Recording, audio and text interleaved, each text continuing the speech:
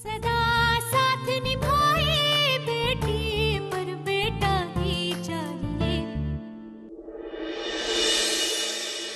अब तक आपने देखा, फूलेश्वरी मंजू के लिए अपने पहचान की डॉक्टर बुलवाती है। डॉक्टर मंजू का चेकअप अकेले में करती है कि मंजू बिल्कुल ठीक है, लेकिन मंजू डॉक्टर को रिश्वत में हार देकर कहती है कि डॉक्टर सबसे झूठ बोले कि वो बहुत बीमार है। डॉक्टर हार ले लेती है। सुबह नाश्ते की टेबल पर मंजू बीमार बनकर आती है। तब फूलेश्वरी उससे कहती है कि वो अपने कमरे में जाकर नाश्ता कर सकती है। जैसे ही मंजू जाने लगती है, फूलेश्वरी मंजू को वही हार दिखाती है और डॉक्टर भी सामने आकर कहती है कि हर कोई बिकाऊ नहीं होता। सबके सामने मंजू की पोल खुल जाती है। फूलेश्वरी उसे बहुत डांटती है और सरोजा को एक और बार अदिति से दूर रहने की हिदायत देती है। सरोजा अपने कमरे में मंजू और बच्ची के बारे में सोचती है। माधव उसे दिलासा देता है। फूलेश्वरी भी मंजू की हरकत के बारे में सोचकर नाराज होती है और वो माधव को बात करने के लिए बुलाती है।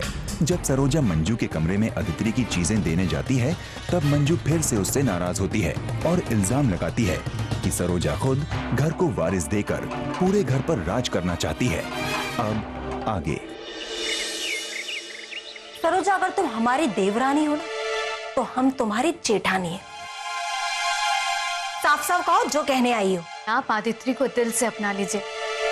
अगर इस मासूम को कुछ हो गया ना, तो आप अपने आप को कभी माफ नहीं कर पाएंगे। हमारे पास भी दिमाग है और हम भी सब देख सकते कि तुम हमारे दुर्भाग्य पे अपनी रोटियां सेकने की कैसे तैयारियां कर रही हो। क्या?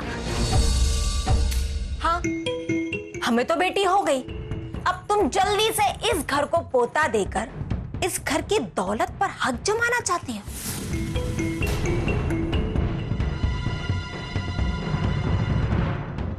दीदी, आप बिल्कुल गलत सोच रही। क्या बोल रहे हैं आप ये सब? क्यों? तुम नहीं चाहती कि तुम्हारा बेटा इस घर पे राज करे और बेटे से ज्यादा तुम इस घर की दौलत पर राज करो, घर की सर्वे सर्वा बन जाओ। लेकिन एक बात याद रखना सरोजा, जिस दिन तुमने बेटे की जगह बेटी को पैदा किया ना, तो हम भी तुम्हें ऐसा ही ज्ञान देंगे और पूछेंगे कि तुम्हें सुनकर कैसा लगा।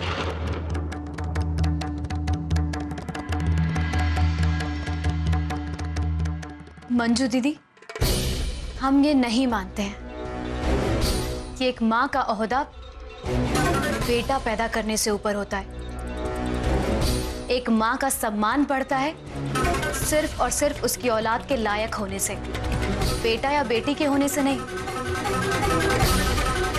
रही बात बेटी की, हाँ, तो ये हम जरूर चाहते हैं कि हमें भी एक बेटी हो, बिल्कुल आदित्य की तरह। जानती हैं क्यों? जिस दिन हम विदा हो रहे थे, हमारे पापा ने हमसे एक बात कही थी कि जो सुख एक बेटी 20 साल में दे देती है, वो सुख 2 बेटे मिलकर के पूरी उम्र भी नहीं दे सकते। आज आदित्य को 2 दिन पालने के बाद ही सही, हमें अपने पापा की बात बहुत अच्छे से समझ में आ गई। मंजू दीदी, बेटियों में एक पैदाइशी गुण होता है कि वो अपने माँ बाप की हर परेशानी, हर मुश्किल बहुत अच्छे से समझती हैं।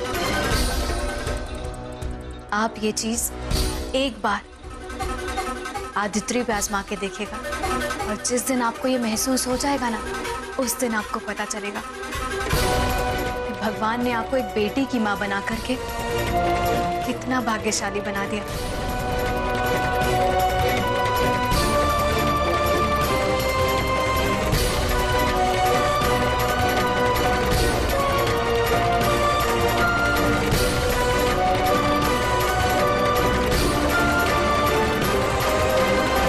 दीदी, किसी चीज की जरूरत होगी तो बता दीजिएगा हमें।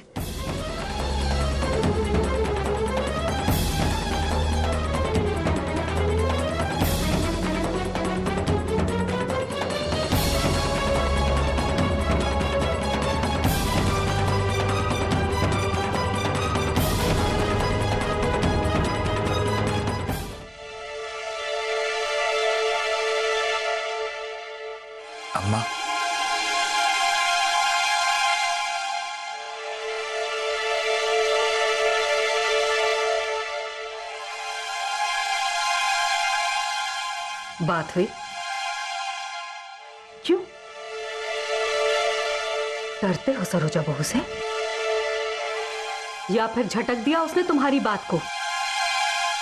अर्चन कहाँ है, बताओ हमें। देखिए अम्मा, सरोजा जी बहुत ही नाजुक समय से गुजर, आदित्रि से इतना जुड़ने के बाद एकदम से उन्हें आदित्रि से हमने जुदा कर दिया। अम्मा ये समय उनके लिए किसी इम्तिहान से कम नहीं। अम्मा हमें उन्हें कुछ समय देना होगा अपनी पुरानी जिंदगी में वापस लौटने के लिए। यही तो सबसे बड़ी गलतफहमी है तुम्हारी माधव। समय आज तक किसी के लिए पीछे लौटा है क्या, जो तुम्हारे और सरोजा बहू के लिए अपनी चाल उल्टी कर देगा? इसीलिए बेटा हम तुम्हें और सरोजा बहू को जिंदगी में हमेशा आगे बढ़ते हुए देखना चाहते हैं, क्योंकि जो लोग समय के साथ नहीं चलते हैं ना, समय उन्हें बहुत पीछे छोड़ देता है। और वैसे भी मंजू बहू हमें पोती देकर बहुत पीछे कर चुकी है। अब और सब्र नहीं कर सकते हम। हमें अपना पोता चाहिए माधव, और हमारी ये इच्छा तुम पूरी कर दो। नहीं हो सकता ना तुमसे? कोई बात नहीं, हम अभी बात करते हैं सरोजा बहू से। नहीं अम्मा, अम्मा हमारी बात सुनिए। आप सरोजा जी से बात मत कीजिए, और अभी तो बिल्कुल भी नहीं। हमें प्लीज रात तक का समय दे दीजिए। अम्मा आप मत बात कीजिए प्लीज। बेटा हमसे हमारे प्राण भी मांग लेते ना तो एक क्षण में दे देते हम, लेकिन समय अब नहीं है हमारे पास।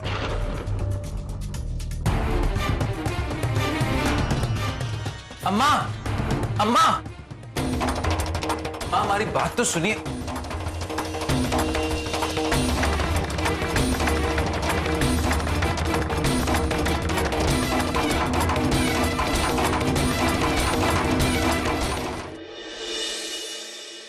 अम्मा जी, आदित्य बहुत जोर से रो रही है। हो सकता है कि मंजू दीदी बाथरूम में हो, वो डर जाएगी। अम्मा जी हमें जाने दीजिए।